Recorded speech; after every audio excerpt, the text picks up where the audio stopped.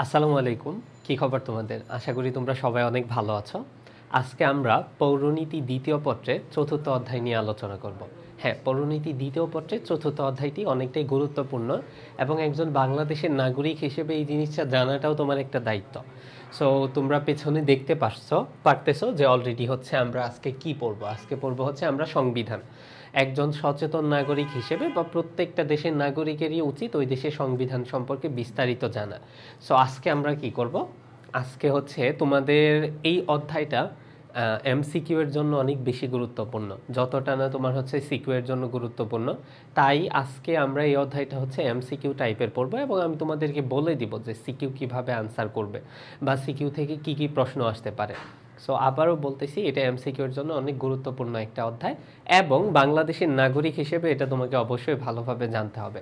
So আজকে হচ্ছে আমরা সংবিধান রচনা করব এবং হচ্ছে যে সংবিধান রচনার সাথে সম্পর্কযুক্ত ব্যক্তি সম্পর্কে আলোচনা করব এবং বাংলাদেশের সংবিধানটা কেমন, এর পাশাপাশি পৃথিবীর অন্যান্য দেশের সংবিধান সম্পর্কেও জেনে নিব। সো তোমাদের আজকের ক্লাসটা পুরো ক্লাস জুড়ে আমি থাকছি, ইজাজ মাহমুদ। যারা হচ্ছে আগে ক্লাস করেছো তারা চেনো, আর আজকে যারা নতুন ক্লাস করতেছো তাদের সাথে একটু পরিচিত হয়ে নিলাম। সো চলো আর কথাবার্তা না বলে আমরা হচ্ছে ক্লাসটা শুরু করে দিই। প্রথমেই হচ্ছে তোমাদেরকে একটা প্রশ্ন করি যে সংবিধান কাকে বলে। সো তোমরা একটু উত্তর দাও তো, সবাই ঝটপট একটু উত্তর দিয়ে দাও। সংবিধান কাকে বলে বা সংবিধান বলতে কি বুঝো, সংবিধান বলতে কি বোঝায়, এই জিনিসটা একটু সবাই উত্তর দাও। বোর্ডের দিকে তাকানো যাবে না, নিজে নিজে উত্তর দিতে হবে। ওকে, আমি তোমাদেরকে সহযোগিতা করতেছি। একদম সহজ ভাষায় যদি আমরা চিন্তা করি, তাহলে সংবিধান বলতে আমরা কি বুঝি জানো? যে একটা দেশ বা একটা রাষ্ট্র পরিচালনার যে আইনসমূহ আছে, এই আইনসমূহের সংকলনকেই সংবিধান বলে। ধরো এই যে তোমাদের পৌরনীতি বইটা না, এই পৌরনীতি বই হচ্ছে যে তোমরা পৌরনীতি কি কি পড়বা এই জিনিসটা আছে, বা এখানে তোমরা হচ্ছে এই জায়গায় তোমার সংবিধান আছে, আরও অনেক কিছু আছে। ঠিক এরকম একটা বই, যে বইটাতে থাকবে একটা রাষ্ট্র পরিচালনার মূল নীতিসমূহ। সো এই জিনিসটাই হচ্ছে তোমার বেসিক্যালি হচ্ছে সংবিধান। সো আমরা ডেফিনেশনটা তো এত সহজে লিখবো না, আমরা ডেফিনেশনটা একটু গুছায় লিখবো যে সংবিধান বলতে বোঝায় কোনো সার্বভৌম রাষ্ট্র পরিচালনার জন্য দেশের সর্বোচ্চ আইনসমূহের সংকলন। এই জায়গায় জাস্ট একটা জিনিস মনে রাখবা যে সার্বভৌম রাষ্ট্র সারা কিন্তু আসলে সংবিধান প্রণয়ন করতে পারবে না। রাষ্ট্রের অপরিহার্য এবং অনেক গুরুত্বপূর্ণ একটা উপাদান কিন্তু সার্বভৌমত্ব। তুমি কিন্তু সার্বভৌমত্ব ছাড়া মানে রাষ্ট্র গঠনের বেশ কিছু নিয়ামক রয়েছে, কিন্তু সার্বভৌমত্বটা অনেক গুরুত্বপূর্ণ, কেননা তুমি সার্বভৌমত্ব ছাড়া কিন্তু একটা রাষ্ট্রকে কল্পনা করতে পারো না। সো সংবিধান রচনার জন্য অবশ্যই একটা সার্বভৌম রাষ্ট্র হতে হবে। সো সংবিধানের বেশ কিছু প্রকারভেদ আছে, যদিও আমরা বাংলাদেশে সংবিধান পড়ব, তারপরে আমরা এই জিনিসগুলো একটু জেনে নিব। সবাই একটু মনোযোগ দিবা, এইগুলা থেকে এমসিকিউ আসার সম্ভাবনা আছে। এবং আজকে আমরা সংবিধান অধ্যায়টা এরকমভাবে পড়ব যাতে হচ্ছে যে আমাদের এই সংবিধানটা পরবর্তীতে আর কোনো সমস্যা না হয়। আজকে আমরা হচ্ছে যে সংবিধান এমনভাবে পড়ব যাতে হচ্ছে যে ধরো পরবর্তীতে যখন আমরা অ্যাডমিশন টেস্টের সময় সংবিধান পড়ব, তখনও হচ্ছে যে আমাদের এই জায়গা থেকে কাভার আপ হয়ে যায়। মানে আমরা যাতে হচ্ছে তোমার ওই অ্যাডমিশন টেস্টের সময় যখন পড়ব, তখনও যাতে এই জায়গা থেকে হচ্ছে আমরা আনসার করতে পারি, আমরা যাতে কোনো ভুল না করি। সো এই জিনিসটা আমরা হচ্ছে যে একটু খেয়াল রাখবো। সো প্রথমে যদি আমরা দেখি নেই, সংবিধানকে আমরা হচ্ছে মূলত দুই ভাগে ভাগ করতে পারি। মূলত কয় ভাগে ভাগ করতে পারি? দুই ভাগে ভাগ করতে পারি। একটা হচ্ছে লিখিত আর একটা হচ্ছে অলিখিত। পৃথিবীর কোনো কোনো দেশের সংবিধান লিখিত, আবার কোনো কোনো দেশের সংবিধান অলিখিত। সো যেমন আমাদের দেশের সংবিধান কিন্তু হচ্ছে যে লিখিত। সো আমাদের দেশের সংবিধানটা কি? লিখিত। বাংলাদেশের সংবিধান কি? লিখিত সংবিধান। এরকম হচ্ছে যে তোমার ভারতের সংবিধান হচ্ছে লিখিত সংবিধান, যা কিনা পৃথিবীর সবচেয়ে বড় লিখিত সংবিধান। অপরদিকে যুক্তরাজ্যের সংবিধানটা ছোট লিখিত সংবিধান। পাশাপাশি কিছু কিছু দেশের সংবিধান আছে অলিখিত, যেমন হচ্ছে ব্রিটেনের সংবিধান, তারপর হচ্ছে স্পেনের সংবিধান, নিউজিল্যান্ডের সংবিধান। এই সমস্ত দেশগুলোর সংবিধান হচ্ছে অলিখিত সংবিধান। এরপর যদি হচ্ছে আমরা দেখি, সংশোধনের ভিত্তিতেও আবার দুই ভাগে ভাগ করা যায় সংবিধানকে। একটা হচ্ছে সুপরিবর্তনীয় সংবিধান, আরেকটা হচ্ছে দুষ্পরিবর্তনীয় সংবিধান। একটা কি? সুপরিবর্তনীয়, আর একটা হচ্ছে দুষ্পরিবর্তনীয়। সুপরিবর্তনীয়, পরিবর্তনের আগে সু শব্দটা যুক্ত করে বা সো উপসর্গটা যুক্ত করে কি হয়েছে, যেটা সহজে পরিবর্তন করা যায়। সুপরিবর্তনীয় মানে ওই জিনিসটা তুমি সহজে পরিবর্তন করতে পারবা। অপরদিকে দুষ্পরিবর্তনীয় মানে যেটা পরিবর্তন করা সহজ নয়, যেটা তুমি হচ্ছে সহজে পরিবর্তন করতে পারবা না, যেমন হচ্ছে বাংলাদেশের সংবিধান। তাহলে আমরা এই জায়গা থেকে কিন্তু পেয়ে গেলাম। আরেকবার রিপিট করি, সংবিধান বলতে কি বুঝি, একটা সার্বভৌম রাষ্ট্রের আইন সমূহের সংকলনকেই সংবিধান বলে। সো সংবিধানকে আমরা দুই ভাগে ভাগ করতে পারি, একটা হচ্ছে লিখিত আর একটা হচ্ছে অলিখিত সংবিধান। অপরদিকে হচ্ছে আমরা সংশোধনের ভিত্তিতে সংবিধানকে আবার দুই ভাগে ভাগ করতে পারি, একটা সুপরিবর্তনীয় আর একটা হচ্ছে দুষ্পরিবর্তনীয় সংবিধান। এই যে পুরো অংশটা, এই জায়গা থেকে হচ্ছে আমরা তাহলে কি জানলাম, যে বাংলাদেশের সংবিধান হচ্ছে লিখিত আর অপর দিকে হচ্ছে দুষ্পরিবর্তনীয়। এটা হচ্ছে বাংলাদেশের সংবিধানের প্রকৃতি। সো তোমাকে প্রশ্ন করতে পারে যে বাংলাদেশের সংবিধান কোন ধরনের, ব্যাখ্যা করো, বা বাংলাদেশের সংবিধানের প্রকৃতি ব্যাখ্যা করো। তখন তুমি হচ্ছে যে এটা উত্তর করবা যে প্রথমে একদম ফার্স্ট লাইনে লিখে দিবা যে বাংলাদেশের সংবিধান হচ্ছে লিখিত ও দুষ্পরিবর্তনীয়। এইটা লিখলে পরে যে হচ্ছে খাতাটা মূল্যায়ন করবে সে আসলে বুঝে যাবে যে তুমি পড়াশোনা করে আসছো। আচ্ছা, দুষ্পরিবর্তনীয় কি, এই জিনিসটা একটু জানা দরকার, বা বাংলাদেশের সংবিধান কেনই দুষ্পরিবর্তনীয় এই জিনিসটা একটু জানা দরকার আমাদের। দুষ্পরিবর্তনীয় মানে যে জিনিসটা পরিবর্তন করা সহজ নয়, যে জিনিসটাকে তুমি কি করতে পারো না, সহজে পরিবর্তন করতে পারো না। সো বাংলাদেশের সংবিধান কি করা যায় না, সহজে পরিবর্তন করা যায় না। পরিবর্তন করতে গেলে 2/3 ভোটের প্রয়োজন হয়। পরিবর্তন করতে গেলে কত ভোটের প্রয়োজন হয়, 2/3 ভোটের প্রয়োজন হয়। এর কারণে হচ্ছে তোমার বাংলাদেশের সংবিধান হচ্ছে দুষ্পরিবর্তনীয়। ক্লিয়ার? আমরা বুঝতে পারছি তাহলে বাংলাদেশের সংবিধানের প্রকৃতি সম্পর্কে। সো এরপর যদি আমাদেরকে বলা হয় বাংলাদেশের সংবিধানের প্রকৃতি কেমন, তখন আমরা আর ভুল করব না, আমরা তখন হচ্ছে উত্তর দিতে পারবো বাংলাদেশের সংবিধানের প্রকৃতি সম্পর্কে। ঠিক আছে, চলো তাহলে এখন আমরা সংবিধান থেকে আরেকটু এক্সট্রা ইনফরমেশন জেনে নিই, যে জিনিসগুলো আসলে তোমার জানা উচিত, যে জিনিসগুলো হয়তো বা অনেকে জানে না কিন্তু তুমি জেনে নিবা। সো প্রথমত আমরা একটু আগেই বললাম পৃথিবীর সবচেয়ে বড় লিখিত সংবিধান কোন দেশের, সেটা খোঁজার জন্য আমাদের খুব বেশি দূরে যেতে হবে না। আমাদের যে পার্শ্ববর্তী দেশটা আছে, পার্শ্ববর্তী দেশের সংবিধান পৃথিবীর সবচেয়ে বড় লিখিত সংবিধান। আর পৃথিবীর সবচেয়ে ছোট সংবিধানটা হচ্ছে যুক্তরাষ্ট্রের, যেটা হচ্ছে অনুষদ সংখ্যা মাত্র 7টি। মনে রাখবা যে দেশটা বা যে দেশটাকে আমরা সবচেয়ে শক্তিশালী রাষ্ট্র হিসেবে কনসিডার করি, ওই দেশের সংবিধান সবচেয়ে ছোট সংবিধান। পৃথিবীর প্রথম লিখিত সংবিধান হচ্ছে মদিনা সনদ। পৃথিবীর প্রথম লিখিত সংবিধান কোনটা, মদিনা সনদ। বেশ কিছু দেশের সংবিধান হচ্ছে অলিখিত, যেমন হচ্ছে যুক্তরাজ্য, নিউজিল্যান্ড, এরপর হচ্ছে স্পেন, সৌদি আরব। এই সমস্ত দেশের সংবিধান হচ্ছে অলিখিত। সো এই জিনিসগুলো একটু মনে রাখবা। এরপর যদি হচ্ছে আমরা দেখি বাংলাদেশের সংবিধান যে হচ্ছে যে তোমার রচনা করা হয়, বাংলাদেশের সংবিধান রচনার ক্ষেত্রে প্রথম ইনিশিয়েটিভটা ছিল বা সবচেয়ে বেশি অবদান রাখে বা সংবিধান রচনার জন্য প্রতিষ্ঠা করা হয় হচ্ছে যে জিনিসটাকে, ওই জিনিসটাই হচ্ছে গণপরিষদ। সো গণপরিষদের মূল দায়িত্ব ছিল হচ্ছে বাংলাদেশের সংবিধান রচনা করা। আমরা সবাই জানি বঙ্গবন্ধু শেখ মুজিবুর রহমান স্বদেশ প্রত্যাবর্তনের পরে তিনি হচ্ছে অস্থায়ী সংবিধান আদেশ জারি করেন। সো অস্থায়ী সংবিধান আদেশ জারি করার পরে তোমার হচ্ছে গণপরিষদ গঠন করা হয় পরবর্তীতে, এবং গণপরিষদের মূল দায়িত্ব ছিল সংবিধান রচনা করা। তার মানে কি, আমাদের দেশের যে সংবিধানটা আছে এটা হচ্ছে আমরা গণপরিষদের মাধ্যমে পেয়েছি। সো প্রথমে হচ্ছে যে তোমার 403 জন সদস্য নিয়ে গণপরিষদ গঠিত হয়। কতজন সদস্য নিয়ে গণপরিষদ গঠিত হয়? 403 জন সদস্য নিয়ে গণপরিষদ গঠন করা হয়, এবং এর মূল লক্ষ্য ছিল হচ্ছে সংবিধান প্রণয়ন করা। গণপরিষদ আদেশ জারি করেন বিচারপতি আবু সাইদ চৌধুরী। এরপর গণপরিষদ গঠন করা হয় হচ্ছে 10 এপ্রিল 1972। গণপরিষদ গঠন করা হয় কবে? 10 এপ্রিল 1972। আর তোমার হচ্ছে 11 এপ্রিল 1972 সংবিধান প্রণয়ন কমিটি গঠন করা হয়। প্রথম অধিবেশনের ওকে, সো সংবিধান প্রণয়নের জন্য একটা কমিটি গঠন করা হয়। এই জিনিসগুলো একটু মনে রাখবো আমরা, এই তারিখগুলো এই জায়গা থেকে জাস্ট মনে রাখবা যে গণপরিষদ গঠন করা হয় 10 এপ্রিল 1972, আর 11 এপ্রিল 1972 সংবিধান প্রণয়ন কমিটি গঠন করা হয়। এই দুইটা তারিখ একটু মনে রাখবা। নিচে তিনটা পরবর্তীতে জানিয়ে নিব আমরা, আপাতত জানা লাগবে না। এখন দেখো সংবিধান রচনা কমিটি যে গঠন করলো 11 তারিখে, সো সংবিধান 11 এপ্রিল যে সংবিধান রচনা কমিটি গঠন করলো, গণপরিষদে কিন্তু 403 জন সদস্য ছিল। সো আমরা কিন্তু সবাইকে নিয়ে হচ্ছে সংবিধান রচনা করতে পারবো না।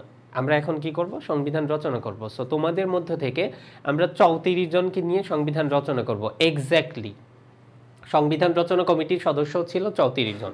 এই যে তোমার হচ্ছে সংবিধান রচনা কমিটি, এর সদস্য সংখ্যাও ছিল হচ্ছে এই 34 জন। এর মধ্যে হচ্ছে একজন ছিল হচ্ছে সভাপতি, যাকে কিনা সংবিধানের জনক বলা হয়। সো তার নামটা ছিল হচ্ছে ডক্টর কামাল হোসেন। এখন যদি তোমাকে কেউ প্রশ্ন করে যে বাংলাদেশের সংবিধানের জনককে, তোমার ভুল হবে অবশ্যই না, কেননা তুমি জানো যে বাংলাদেশের সংবিধানের জনক হচ্ছে ডক্টর কামাল হোসেন। আচ্ছা, এরপর যদি হচ্ছে আমরা দেখি, একমাত্র মহিলা সদস্য ছিল হচ্ছে বেগম রাজিয়া বানু। সংবিধানের একমাত্র মহিলা সদস্য কে ছিল? বেগম রাজিয়া বানু ছিল হচ্ছে সংবিধানের একমাত্র মহিলা সদস্য। সুরঞ্জিত সেনগুপ্ত ছিল হচ্ছে একমাত্র বিরোধী দলীয় সদস্য। সো আমি আবারও তোমাদের জন্য সহজ করে দিচ্ছি, এই যে গণপরিষদটা গঠন করা হয়, গণপরিষদ গঠনের মূল উদ্দেশ্যটা ছিল হচ্ছে বাংলাদেশের সংবিধান প্রণয়ন করা, মানে সংবিধান প্রণয়ন করার জন্যই গণপরিষদটা গঠন করা হয়। সো এই যে গণপরিষদ গঠন করা হলো সংবিধান প্রণয়ন করার লক্ষ্যে, এটা গণপরিষদ কিন্তু অনেকজন সদস্য ছিল, 403 জন সদস্য ছিল। কিন্তু একটা প্রবাদ আছে না যে অধিক সন্ন্যাসীতে গাজন নষ্ট। সো আমরা এতজন মানুষ নিয়ে আসলে কিছু করতে পারবো না। এর কারণে সেই জায়গা থেকে সিলেক্টিভ 34 জন সদস্যকে নেওয়া হয় সংবিধান রচনা করার জন্য। এর মধ্যে একমাত্র নারী সদস্য থাকে বেগম রাজিয়া আক্তার বানু। সো এখন তোমাকে প্রশ্ন করতে পারে যে গণপরিষদ বলতে কি বুঝো, বা বাংলাদেশের সংবিধান কিভাবে রচনা করা হয়েছিল? তখন তুমি এক লাইনে উত্তর করবা যে বাংলাদেশের সংবিধান রচনা করার জন্য প্রথমে গঠন করা হয়েছিল হচ্ছে গণপরিষদ। ওকে, সো এই জায়গা থেকে গণপরিষদ থেকে একটা প্রশ্ন আসে, যদি এই জায়গা থেকে আসে, আমি তোমার হচ্ছে সৃজনশীলের কথা বলতেছি। সো গণপরিষদ সম্পর্কে যখন তুমি এই ইনফরমেশনগুলো দিবা, এর আগে ছিল গণপরিষদের সদস্য ছিল 403 জন, গণপরিষদ গঠন করা হয় কত তারিখে, এরপর হচ্ছে তোমার সংবিধান রচনা কমিটি গঠন করা হয় কত তারিখে, এই ইনফোগুলো যখন তুমি দিবা না, তখন হচ্ছে যে টিচার এমনিতেই মার্ক দিবে।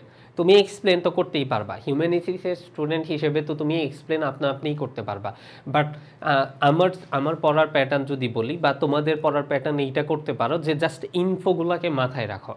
সিভিক্স, জিওগ্রাফি, এই সাবজেক্টগুলো থেকে তুমি ইনফোগুলোকে মাথায় রাখো, যে ফিল্ড থেকে কোশ্চেন করতে পারে এক্স্যাক্ট ডেটা মাথায় রাখো, এরপর তুমি পরীক্ষার খাতায় এমনিই ভালো মার্ক পাবা। চলো আমরা আবার আমাদের টপিকে ফিরে আসি। সো এই যে সুরঞ্জিত সেনগুপ্ত, তিনি ছিল হচ্ছে বিরোধী দলীয় সদস্য। এরপর হচ্ছে 12 অক্টোবর 1972 গণপরিষদের দ্বিতীয় অধিবেশনে ডক্টর কামাল হোসেন 153টি ধারা সংবলিত খসড়া সংবিধান উত্থাপন করেন। তাহলে তোমাকে যদি বলা হয় ডক্টর কামাল হোসেন কবে সংবিধান উত্থাপন করেন, তখন তুমি উত্তর করবা হচ্ছে 12 অক্টোবর 1972। এরপর যদি তোমাকে বলা হয় যে সংবিধান, তিনি হচ্ছে কত ধারা বিশিষ্ট সংবিধান উত্থাপন করেন, 153 ধারা বিশিষ্ট সংবিধান তিনি হচ্ছে উত্থাপন করেন। এরপর যদি হচ্ছে আমরা দেখি সংবিধান হচ্ছে গণপরিষদ কর্তৃক গৃহীত হয় কবে, সংবিধান গণপরিষদ কর্তৃক গৃহীত হয়ে হচ্ছে 4 নভেম্বর, এবং ওই দিনটাকেই বাংলাদেশের সংবিধান দিবস হিসেবে কাউন্ট করা হয় এবং পালন করা হয়।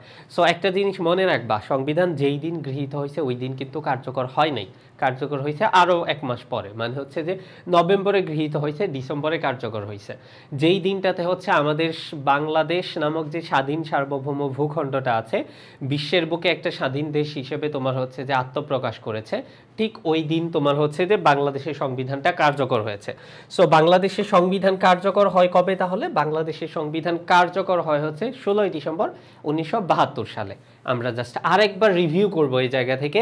সংবিধান রচনা যে কমিটি ছিল, এই কমিটির সদস্য ছিল 34 জন। এর সভাপতি বলো বা জনক বলো বা মূল দায়িত্ব ছিল হচ্ছে ডক্টর কামাল হোসেনের হাতে। একমাত্র নারী সদস্য ছিল বেগম রাজিয়া আক্তার বানু।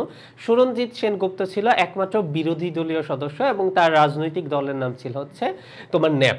সুরঞ্জিত সেনগুপ্ত তোমার হচ্ছে যে একমাত্র বিরোধী দলের সদস্য ছিল। এরপর তোমার হচ্ছে যে সংবিধানটা হচ্ছে গৃহীত হয় 4 নভেম্বর, কিন্তু উত্থাপন করে কিন্তু তারও আগে। উত্থাপন করে কত তারিখে? 12 অক্টোবর। এই তারিখটা একটু ভালোভাবে মনে রাখবা। সংবিধান উত্থাপন করেন কবে? 12 অক্টোবর। কত সালে? 1972 সালে। কে উত্থাপন করেন? ডক্টর কামাল হোসেন।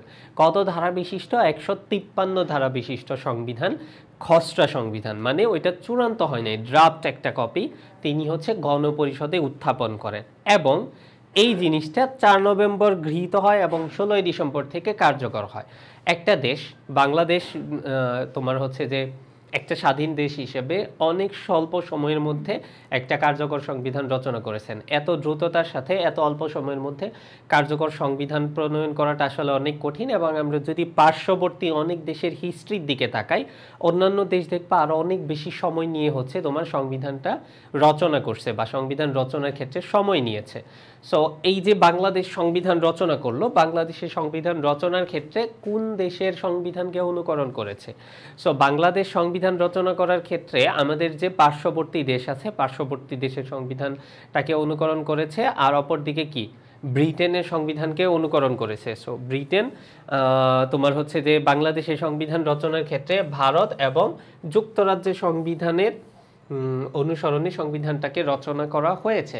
সো এই জায়গায় তোমরা একটা মিস্টেক করো, যুক্তরাজ্যের সংবিধান কিন্তু অলিখিত। তখন তোমরা ভাবো বা একটা সাইকোলজি কাজ করে, আচ্ছা অলিখিত সংবিধান তাহলে কিভাবে অনুসরণ করলো? অলিখিত মানে এমন না যে এই সংবিধানটা তুমি কোথাও পাবে না।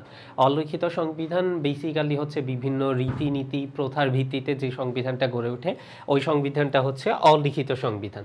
ওকে, সো তার মানে হচ্ছে আমরা একটা ক্লিয়ার কনসেপ্ট পেয়ে গেলাম যে বাংলাদেশের সংবিধানটাতে রচনা করা হয়, রচনার পেছনে মুখ্য ভূমিকা পালন করে যে পরিষদটা, তার নাম হচ্ছে গণপরিষদ। এবং একজন ব্যক্তির নাম আসবেই যখন আমরা সংবিধানের নাম নিব, তিনি হচ্ছে ডক্টর কামাল হোসেন, বাংলাদেশের সংবিধানের রূপকার, বাংলাদেশের সংবিধানের জনক। সো একটা ব্যতিক্রমী তথ্য পেলাম, 34 জনের মধ্যে একমাত্র নারী সদস্য ছিল হচ্ছে বেগম রাজিয়া আক্তার বানু। সো এই জিনিসগুলো আমরা হচ্ছে একটু মনে রাখবো। এখন আমরা তো গণপরিষদ এই জায়গা থেকে ইম্পর্টেন্ট, গণপরিষদ থেকে প্রশ্ন পেতে পারি। তাহলে গণপরিষদের সাথে সংশ্লিষ্ট যে ব্যক্তিবর্গ ছিল এদের সম্পর্কে আমরা একটু জেনে নেই। গণপরিষদের সাথে কোন কোন ব্যক্তির সম্পৃক্ততা ছিল এই জিনিসগুলো আমরা একটু জেনে নিব। বঙ্গবন্ধু শেখ মুজিবুর রহমান গণপরিষদের প্রধানমন্ত্রী এবং সংবিধানের প্রথম স্বাক্ষরকারী ব্যক্তি। তাহলে প্রথম স্বাক্ষরকারী ব্যক্তিকে বঙ্গবন্ধু শেখ মুজিবুর রহমান। বিচারপতি আবু সাইদ চৌধুরী, যিনি কিনা গণপরিষদ আদেশ জারি করেন। আব্দুল রশিদ তর্কবাগীশ গণপরিষদের প্রথম অধিবেশনের সভাপতি ছিলেন। শাহ আব্দুল হামিদ, যিনি কিনা গণপরিষদের প্রথম স্পিকার ছিলেন। এরপর হচ্ছে মোহাম্মদুল্লাহ গণপরিষদের ডেপুটি স্পিকার ছিলেন, পরবর্তীতে জাতীয় সংসদের প্রথম স্পিকার নির্বাচিত হন। তিনি পরবর্তীতে কি হন? জাতীয় সংসদের প্রথম স্পিকার নির্বাচিত হন। এরপর যদি আমরা দেখি ডক্টর কামাল হোসেন সংবিধান রচনা কমিটির সভাপতি, যাকে কিনা সংবিধানের রূপকার বা সংবিধানের হচ্ছে জনক বলা হয়। সো এই জায়গা থেকে প্রত্যেকটা লাইন থেকেই এমসিকিউ আসার মতো। সো আমরা আরেকবার রিভিউ করব এই জন্য যে কারণ এই লাইনগুলো হচ্ছে তোমার ইম্পর্টেন্ট। আমরা যদি এই জায়গায় দেখি, বঙ্গবন্ধু শেখ মুজিবুর রহমান গণপরিষদের প্রধানমন্ত্রী ছিলেন এবং সংবিধানে স্বাক্ষরকারী প্রথম ব্যক্তি ছিলেন। অপরদিকে বিচারপতি আবু সাইদ চৌধুরী গণপরিষদ আদেশ জারি করেছিলেন। সো গণপরিষদ আদেশটা কে জারি করেছিলেন? বিচারপতি আবু সাইদ চৌধুরী গণপরিষদ আদেশ জারি করেছেন। তিনি কিন্তু তার বাড়ি কিন্তু হচ্ছে যে টাঙ্গাইলের, বিচারপতি আবু সাইদ চৌধুরীর বাড়ি টাঙ্গাইলের কালিহাতীতে। এরপর যদি হচ্ছে আমরা দেখি, আব্দুল রশিদ তর্কবাগীশ গণপরিষদের প্রথম অধিবেশনের সভাপতি ছিল। সো গণপরিষদের প্রথম অধিবেশনের সভাপতি কে ছিল? আব্দুল রশিদ তর্কবাগীশ। সেটা আমরা খুবই সহজে মনে রাখতে পারি যে অনেক ভালো তর্ক করতে পারতো, তাই তাকে সভাপতি বানাই দিছে। এর কারণে হচ্ছে তার নামের আগে তর্কবাগীশ আছে। শাহ আব্দুল হামিদ, তিনি কি ছিলেন? গণপরিষদের স্পিকার ছিলেন। মোহাম্মদুল্লাহ গণপরিষদের ডেপুটি স্পিকার ছিলেন, পরবর্তীতে জাতীয় সংসদের স্পিকার নির্বাচিত হন। আর ডক্টর কামাল হোসেন হচ্ছে তোমার সংবিধান রচনা কমিটি, যে এই কমিটির সভাপতি ছিলেন। এরপর যদি হচ্ছে আমরা দেখি এই জায়গা থেকে এক্সট্রা আরও কিছু ইনফো গণপরিষদ সম্পর্কে যদি আমরা জেনে নেই।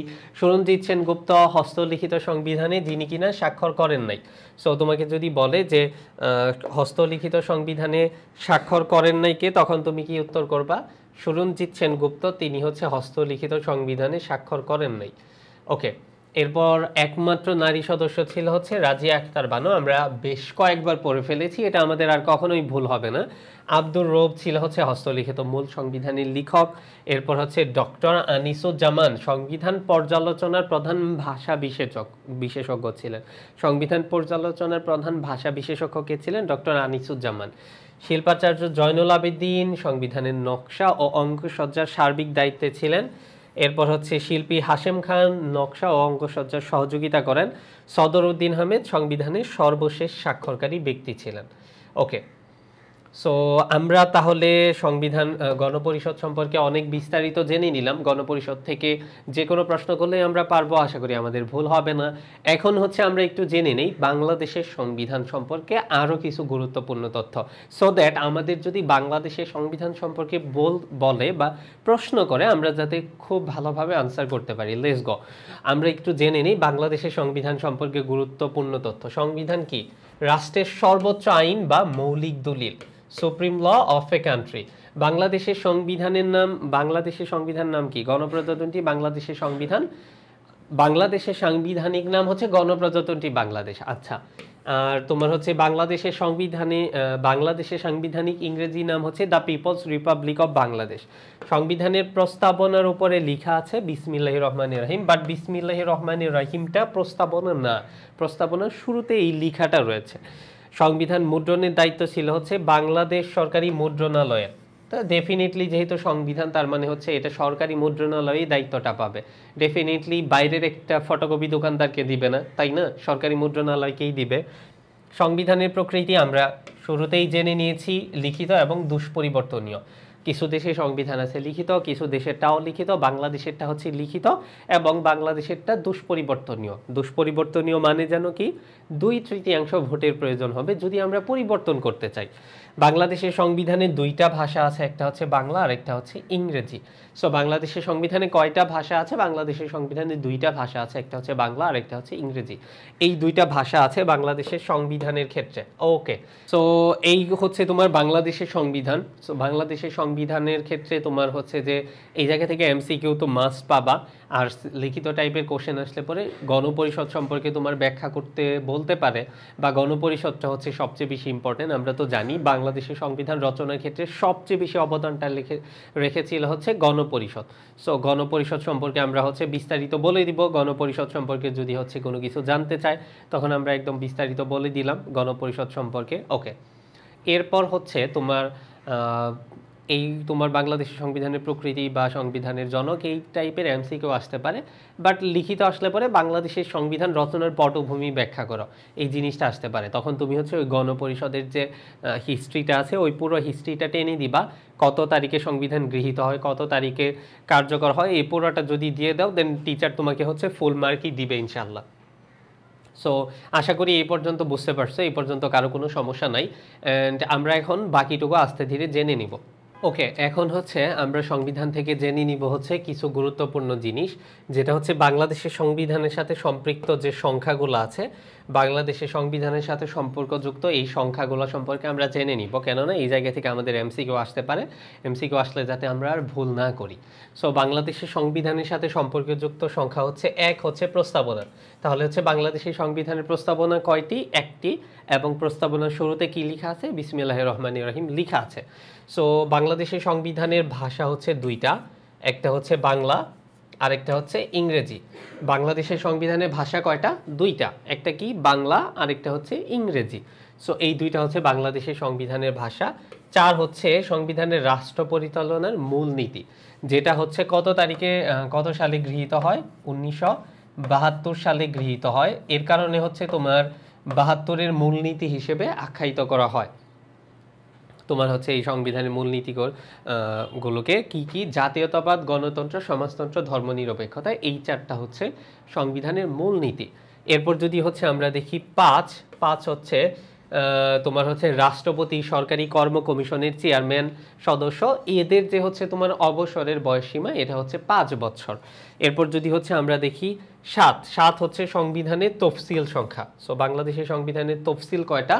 7টা। বাংলাদেশের সংবিধানের তফসিল কয়টা? তফসিল হচ্ছে 7টা।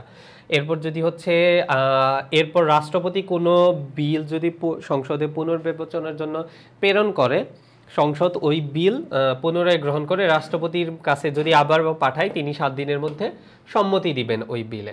এরপর যদি হচ্ছে আমরা দেখি 11 হচ্ছে অধ্যায় বা ভাগ। 11 কি? অধ্যায় বা ভাগ। বাংলাদেশের সংবিধানের অধ্যায় বা ভাগ কয়টি? 11টি। এরপর যদি হচ্ছে আমরা দেখি 15 সংখ্যা দ্বারা কি ইন্ডিকেট করে? 15 সংখ্যা দ্বারা ইন্ডিকেট করে হচ্ছে তোমার বিলে রাষ্ট্রপতির স্বাক্ষরের সর্বোচ্চ সময়। তার মানে কি? রাষ্ট্রপতি সর্বোচ্চ 15 দিন সময় নিতে পারবেন একটা বিলে স্বাক্ষর করার জন্য। 17টা হচ্ছে সংশোধনী। বাংলাদেশের সংবিধানে কতবার সংশোধনী এসেছে? 17বার সংশোধনী এসেছে, মানে বাংলাদেশের সংবিধানে 17বার সংশোধন করা হয়েছে সংবিধান রচনার পর থেকে। এরপর যদি আমরা দেখি 18 সংখ্যা দ্বারা কি ইন্ডিকেট করে? 18 হচ্ছে ভোটার হওয়ার সর্বনিম্ন বয়স। ভোটার হওয়ার সর্বনিম্ন বয়স কত? 18 বছর। তার মানে কি, তুমি যদি হচ্ছে যে 18 বছর বয়স হয়, তুমি তখন ভোটার হতে পারবে। এর পাশাপাশি আরেকটা কাজও কিন্তু করতে পারবে 18 বছর বয়স হলে। মেয়েদের বিবাহের বৈধ বছর হচ্ছে 18 বছর। তার মানে কি, 18 বছর বয়স হওয়া মানে হচ্ছে তুমি প্রাপ্তবয়স্ক। সো তুমি ভোটার হইতে পারবা এবং তুমি বিয়েও করতে পারবা। এরপর তোমার হচ্ছে ধরো একবার মনে হইলো তুমি হচ্ছে মেম্বার অফ পার্লামেন্ট হবা বা তুমি প্রধানমন্ত্রী হবা। সো তুমি চাইলেই কিন্তু মন্ত্রী বা প্রধানমন্ত্রী হইতে পারবা না যদি না তোমার বয়স 25 হয়। তাহলে হচ্ছে 25 দ্বারা কি ইন্ডিকেট করে? তোমার হচ্ছে যে তুমি যদি হচ্ছে মন্ত্রী বা প্রধানমন্ত্রী এই টাইপের কিছু হতে চাও, তাহলে তোমার বয়স হচ্ছে 25 হতে হবে। অপরদিকে হচ্ছে 30 সংখ্যা দ্বারা কি ইন্ডিকেট করে? জাতীয় নির্বাচনের পর সংসদ আহ্বান করার সময়সীমা। তার মানে কি, একটা জাতীয় নির্বাচনে 30 দিনের মধ্যে সংসদ আহ্বান করতে হবে। আর 34 হচ্ছে সংবিধান রচনা কমিটির সদস্য। 34 দ্বারা কি ইন্ডিকেট করে? সংবিধান রচনা কমিটির সদস্য হচ্ছে কতজন? 34 জন। আর 35 দ্বারা হচ্ছে ইন্ডিকেট করে হচ্ছে রাষ্ট্রপতি হওয়ার সর্বনিম্ন বয়স। তার মানে কি, তোমার যদি রাষ্ট্রপতি হইতে হয় তাহলে অ্যাটলিস্ট 35 বছর বয়স না হলে তুমি রাষ্ট্রপতি হতে পারবে না। এরপর বাংলাদেশের সংবিধানে 50 সংখ্যা দ্বারা কি নির্দেশ করে একটু জেনে নিই আমরা। 50 হচ্ছে সংরক্ষিত নারী আসনের সংখ্যা। তাহলে তোমাকে এই জায়গা থেকে যদি প্রশ্ন করে বাংলাদেশের জাতীয় সংসদে মোট আসন কতটি, তখন তুমি হচ্ছে উত্তর করবে হচ্ছে 350টি। জাতীয় সংসদে মোট আসন কয়টি? 350টি। যদি তোমাকে প্রশ্ন করে জাতীয় সংসদে আসন সংখ্যা কয়টি, মোট কথাটা উল্লেখ না থাকলেও 350টি হবে। যদি তোমাকে শুধু বলে জাতীয় সংসদে নির্বাচিত আসন কতটি, তখন তুমি মাত্র উত্তর করবা 300টি। কেননা নির্বাচিত কথাটা উল্লেখ থাকলে নির্বাচিত 300টি আর 50টি হচ্ছে সংরক্ষিত। এই জিনিসটা একটু মনে রাখবে। এরপর যদি দেখি আমরা 60 সংখ্যা দ্বারা হচ্ছে ইন্ডিকেট করে দুই অধিবেশনের মধ্যকার বিরতিকাল হচ্ছে 60 দিন। অপরদিকে হচ্ছে 60 জন সদস্যের ভিত্তিতে কিন্তু কোরামও করা যায়। তার মানে কি, জাতীয় সংসদে কোরাম করতে গেলে 60 জন সদস্য লাগবে। 60 জন সদস্য হইলেই তুমি হচ্ছে কোরাম করতে পারবা। এরপর যদি হচ্ছে আমরা দেখি 65 সংখ্যা দ্বারা হচ্ছে জাতীয় বাংলাদেশের যে হচ্ছে সংবিধান আছে, সংবিধানে কোন জিনিসটা ইন্ডিকেট করছে। সো 65 সংখ্যা দ্বারা হচ্ছে তোমার ইন্ডিকেট করছে মহা হিসাব নিরীক্ষক সরকারি কর্ম কমিশনের যে হচ্ছে সদস্য আছে, এদের হচ্ছে অবসরের বয়স সীমা 65 বছর। অপরদিকে হচ্ছে 67 হচ্ছে সুপ্রিম কোর্টের যে হচ্ছে বিচারপতি আছে তার অবসরের বয়স সীমা। এরপর যদি আমরা দেখি 74 সংখ্যা দ্বারা ইন্ডিকেট করছে হচ্ছে সংবিধান প্রণয়ন কমিটির বৈঠকের সংখ্যা। তার মানে কি, সংবিধান প্রণয়ন কমিটি তোমার হচ্ছে যে 74টি বৈঠকে মিলিত হয়ে সংবিধানটা রচনা করেন। আর এটা লিড দেয় কে? ডক্টর কামাল হোসেন। ডক্টর কামাল হোসেনের নেতৃত্বে। আর 90 সংখ্যা দ্বারা কি হচ্ছে ইন্ডিকেট করে?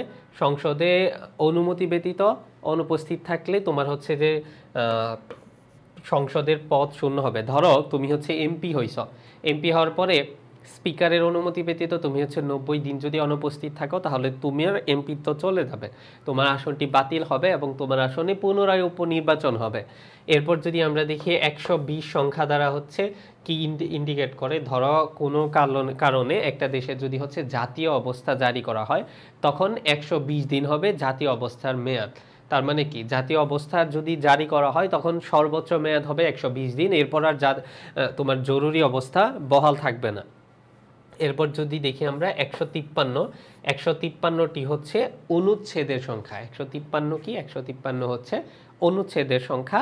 অপরদিকে হচ্ছে 300 হচ্ছে তোমার নির্বাচিত সংসদ সদস্যের সংখ্যা। এই জায়গা থেকে জাস্ট কয়েকটা নাম্বার একটু মনে রাখবা। প্রস্তাবনা হচ্ছে একটা। প্রস্তাবনা কয়টা? প্রস্তাবনা একটা। মূলনীতি কয়টা? 4টা। জাতীয়তাবাদ, গণতন্ত্র, সমাজতন্ত্র, ধর্মনিরপেক্ষতা। এই 4টা মূলনীতি 1972 সালে গৃহীত হয়েছিল বিধায় এই 4টা মূলনীতিকে 72-এর মূলনীতি বলা হয়। ওকে, 72-এর মূলনীতি কেন বলা হয়? কারণ 1972 সালে গৃহীত হয়েছিল এই 4টা মূলনীতি। এর কারণে তোমার হচ্ছে যে 72-এর মূলনীতি হিসেবে গৃহীত করা মানে হচ্ছে কাউন্ট করা হয় বা বলা হয়। এরপর হচ্ছে তোমার তফসিল হচ্ছে 7টা। তফসিল কয়টা? 7টা। এরপর তোমাকে যদি বলা হয় অধ্যায় বা ভাগ কয়টা, অধ্যায় বা ভাগ হচ্ছে 11টা। আর অনুচ্ছেদ কতটি? অনুচ্ছেদ হচ্ছে 153টি। আর তুমি যদি হচ্ছে প্রধানমন্ত্রী হতে চাও, তোমার কত বছর বয়স হতে হবে? 25 বছর। রাষ্ট্রপতি হতে চাইলে 35 বছর বয়স হতে হবে। সংরক্ষিত নারী আসনের সংখ্যা যেন কতটি? সংরক্ষিত নারী আসন হচ্ছে 50টি। আর নির্বাচিত কয়টি? 300টি। টোটাল কতটি তাহলে? 350টি। আর এই যে আমাদের সংবিধান, এই সংবিধানটাকে সংশোধন করা হয়েছে কতবার? সংবিধানটাকে সংশোধন করা হয়েছে 17 বার। তার মানে কি 17 টাইমস আমাদের সংবিধানটাকে সংশোধন করা হয়েছে বিভিন্ন প্রয়োজনে। এরপর যদি হচ্ছে আমরা দেখি জরুরি অবস্থা যদি জারি করা হয় সর্বোচ্চ 120 দিন বহাল থাকবে। এরপর হচ্ছে তোমার জরুরি অবস্থা আর বহাল থাকবে না। সো এই জিনিসগুলো জাস্ট একটু হচ্ছে মনে রাখবা। সংখ্যায় সংবিধান, তারপর হচ্ছে যে আদার যে জিনিসগুলো পড়াইলাম, এই ম্যাটেরিয়ালসটা ক্লাস নোটটা তোমাদেরকে দিয়ে দিচ্ছি। সো আশা করি এরপর আর তোমাদের হচ্ছে প্রবলেম হবে না। এই জায়গা থেকে যে ধরনের কোশ্চেন আসুক না কেন তোমরা হচ্ছে যে পারবা, এই জায়গা থেকে তোমাদের কোনো প্রবলেম হবে না। সংবিধান থেকে যে ধরনের প্রশ্নই করুক না কেন তোমরা ঠিকঠাক উত্তর করতে পারবা ইনশাল্লাহ। সো এই ক্লাস নোটটা ভালোভাবে দেখে ফেলবা এবং এই ম্যাটেরিয়ালসগুলো প্রপারলি পড়বা। আশা করি এই অধ্যায় থেকে আরও কোনো সমস্যা থাকবে না। ঠিক আছে, সবাই ভালো থাকবে, সুস্থ থাকবে। আল্লাহ হাফেজ।